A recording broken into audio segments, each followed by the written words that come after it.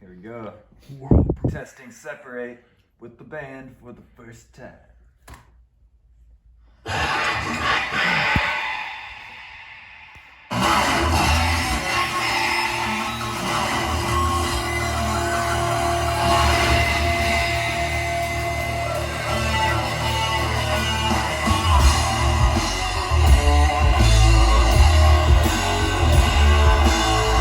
Shit. That's it, I'm done. Yeah, so I can't work under these conditions. The newest addition to the Barn Studio, a payphone from the 90s, which I've converted, not by doing anything to, but just by moving it here into a vocal booth for our vocals. Wow. Which Petey and I just recorded our vocals for our new track Separate in.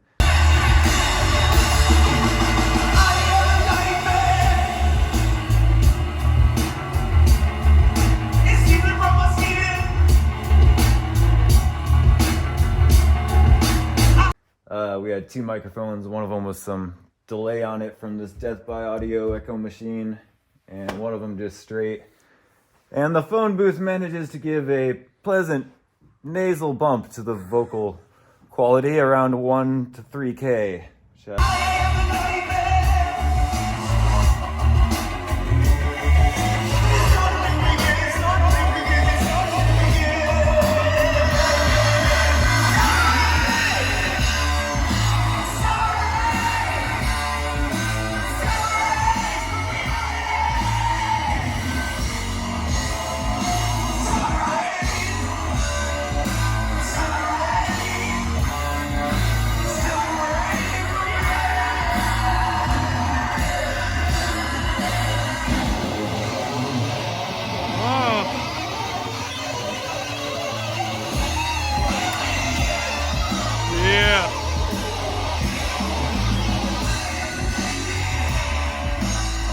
It does its job for the most part. You can scream in it and no one will hear you.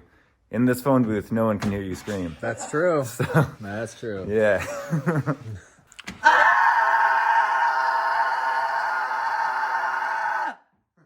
you hear me? Yep. Wait, what?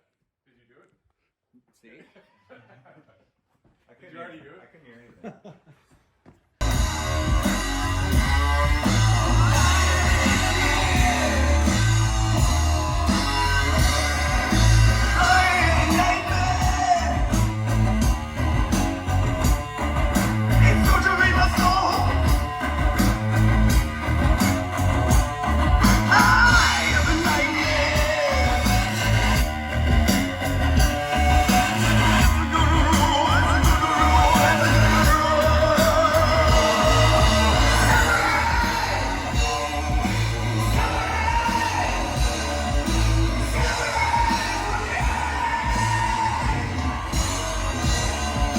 Octaves that's like that really discordant, like, you know, minor, like tritone thing. And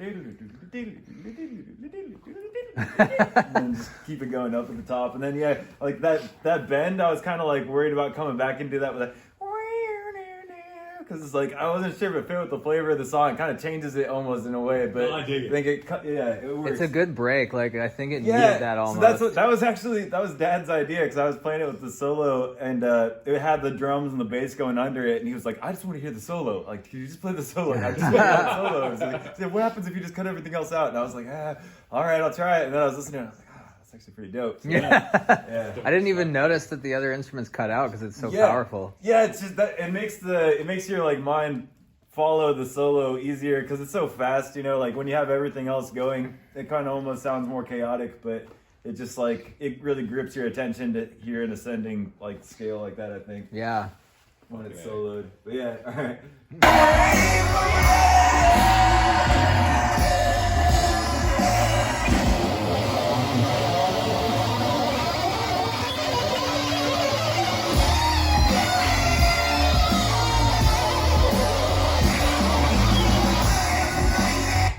It comes back in at the right spot too. Oh my god, so good. Like so good. So good. Love it. I was really, what I was really thinking of was Dimebag Darrell, like from Prince. Oh, yeah. Like, I just really because I thought about how like everyone has always acknowledged his talent, but in the guitar community, everyone shits on his tone. everybody fucking hates his tone, and they're just like, it sounds so digital and shitty, and it doesn't sound warm, and it sounds up. But like, I love his tone, and I think it sounds kind of like I've always had like a similar approach to like my fuzz and high end tone to his. So like I was like, I can't do like a normal style guitar solo tone on this. It has to be like that weird fuzzy tone, and I was like, who sounds like that? It's got to be Dimebag.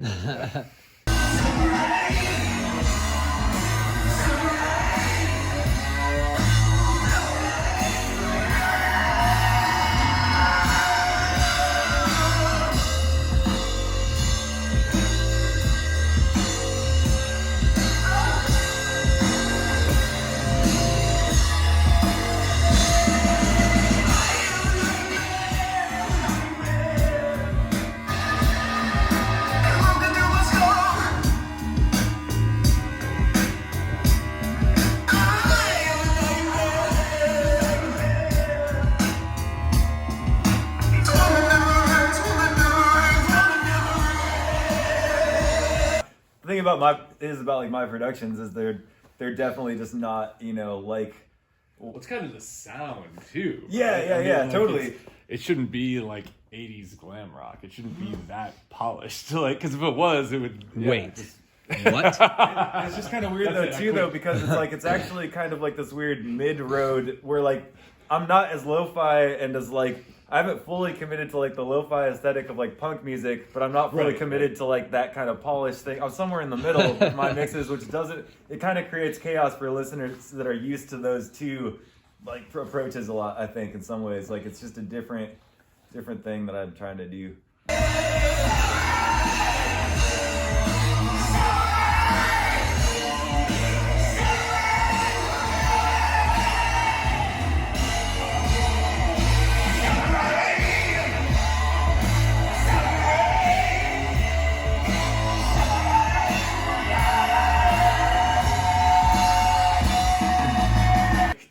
Your backing vocals too, Peter. Yeah. Oh, thanks. It, I know, man. right? It makes it, like, honestly. It was funny when we were recording, too, because, like, we started off and you were, like, trying to, like, sing it, and, like, then you were screaming some of them, and I was like, you should just, like, scream more. You're like, I could do more screaming. Yeah, I was like, yes. do you want me to go more with the screams? Because, more with the crazy Savage, screaming. man. It came out so good. It's, like, amazing. So good. Yeah, I released, like, 3 days of like, Dude, yeah. Yeah, it was impressive. You did, like, 4 or 5 takes, I think, of that song, screaming it. Like, that's a lot. Yeah, I was really ready to do that. But I didn't. The weird part was I thought like the next day I would wake up and my voice would be all fucked, but no. So like I've finally learned how to do it, which is cool. Although it sounds more like my screams sound more like a teenager throwing a fit than like a Gojira type. Like yeah. No, I prefer that though.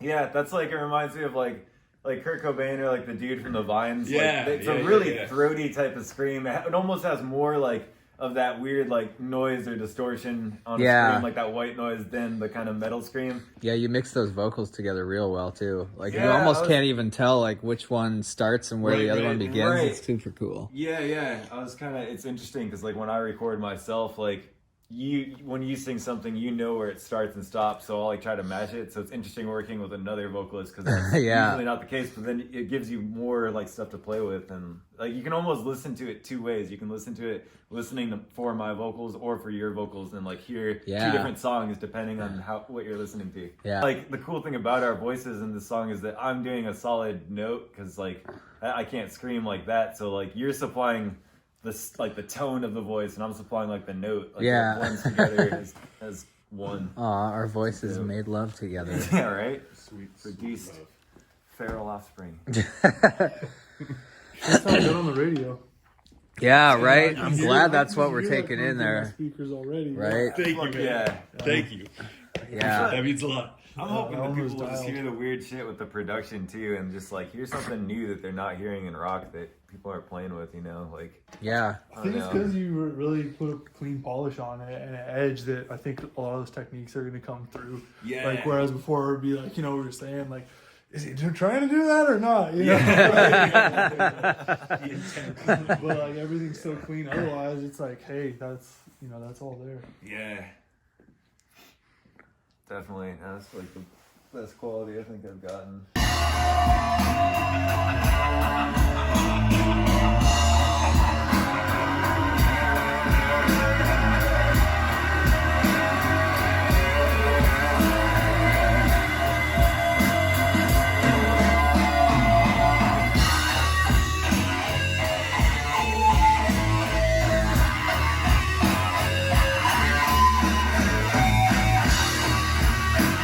Yeah, boy. Separate. 99.9. We coming for you, baby. Watch your own bird.